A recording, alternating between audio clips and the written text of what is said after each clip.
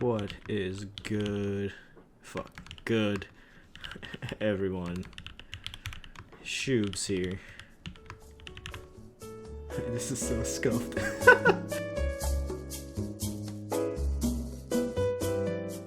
この番組はご覧のスポンサーの提供でお送りします。 I just want to say that I was sent this board over from Kinetic for an honest review, but I was not paid for the review in any way. What is good, everyone? Shoobs here. Today we'll be taking a look at this board right here, featuring a layout that we don't see too often, but I think is absolutely based. This is what you call a FRLTKL, or if you have the win keyless version, called the WKL FRLTKL.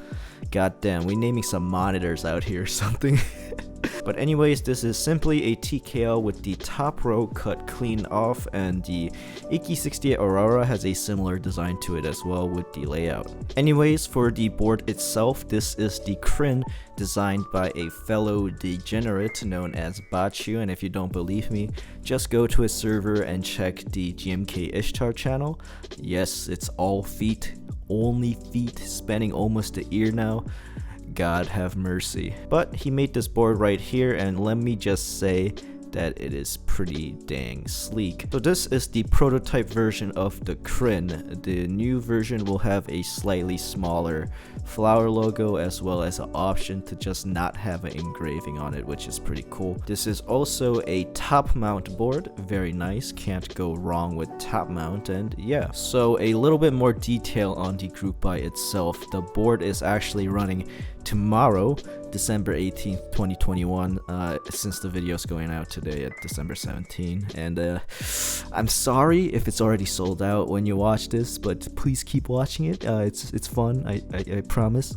The base price is set for $395, which will include all this, and the board will come in black, rose gold, wine red, or navy. These are pretty nice colors. I got the navy one, which looks pretty sick, but you know what else is sick?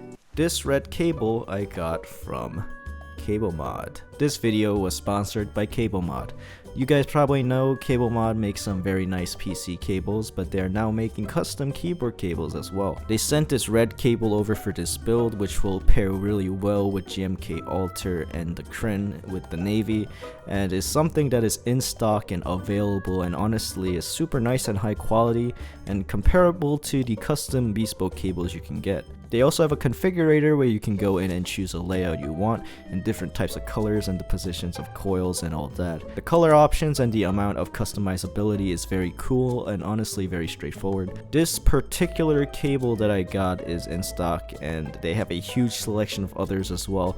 Honestly, after trying many other in-stock cables from other big brands like Glorious and stuff like that, the CableMod was the best one by far. You can actually use the link in the description if you want a cable for yourself to help me out.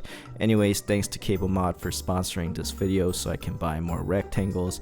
And yeah, back to the video. Welcome to another episode of Shoobs Talks without a fucking script. This footage was taken from my Twitch stream.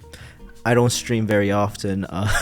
YouTube videos take most of my time, and I'm sorry for my Twitch viewers. I've been neglecting all of you. I would like to apologize, but if you guys want to follow me on Twitch when I do stream, that is ShoobsTube. But the build is with the Gateron CJ switches, and my god, let me tell you right now, these Gateron CJs are fucking amazing. They're really fucking smooth, like real smooth. Like these are Get X levels of smooth, maybe a little less, but honestly it just it's in the top tier levels of smoothness, and I was really surprised. This might be one of my new favorite Gateron switches, and honestly the build itself was really straightforward, very simple to build, no real crazy shit going on, standard top mount, standard everything. We're going with GMK Alter on it as well, and I think it turned out phenomenally. Looking at the finished board, damn, it looks good. The navy color is a match made in heaven with this board, and it pairs so well with GMK Alter with the hints of the silver plate poking through. The front lip is a feature I really like aesthetically as well. The side profile and the back are very simple, but it's quite refreshing to see, and from the top, there are some curves that are very nice as well. Overall, very good looking board, but let's see how it types and sounds.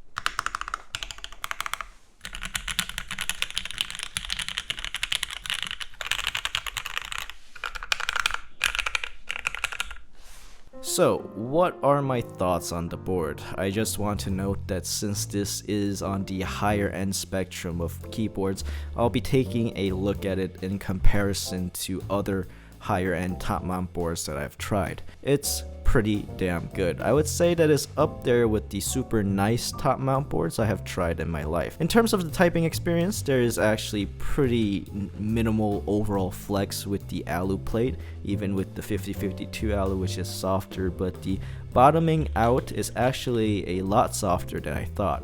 In comparison to other higher end boards configured in top mount, such as the KFE, Jaguar, 910, even the Jane V2 and stuff like that, this does feel a bit softer in the grand scheme of things. But you know, overall this board is still noticeably on the stiffer side, just maybe not as stiff as the others. I'll say that it's a sort of similar experience to a softer top mount such as the Matrix 2.0 ADD, which is definitely up there with my favorite top mount TKLs of all time. But it doesn't reach that level of softness yet, but in terms of sound, much like the 2.0, I guess with the softer bottom out, it has that smooth top mount sound, if that makes any sense. The sound profile is definitely pretty loud and is on the higher pitched end of the spectrum, much like most top mounts, but with the Gateron CJs, which feature ink tops, I'm assuming it's a bit more muted because of that, it actually pairs superbly well with this board to create a poppy but sort of smooth sound, which I think was a great combination.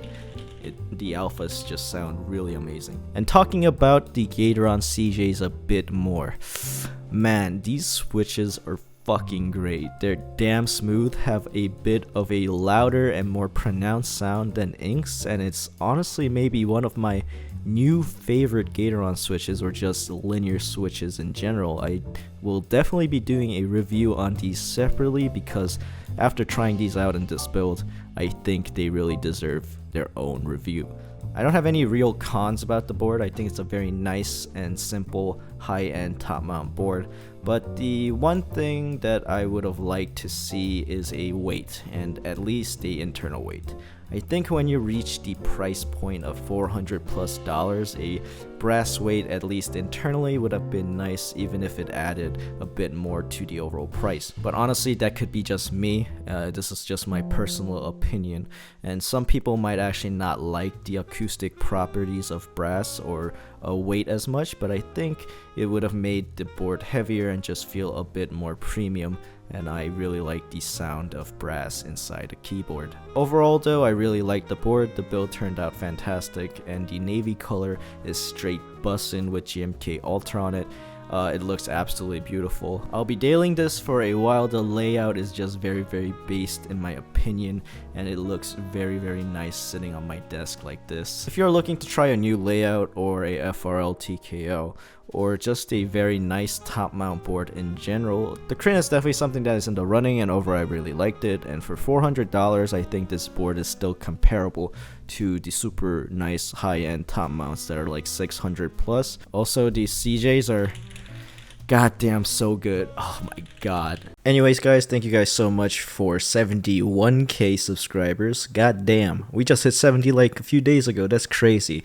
But anyways, I really appreciate it, and thank you for checking out the video till the end. More videos on the way soon, and I'll catch you guys in the next one.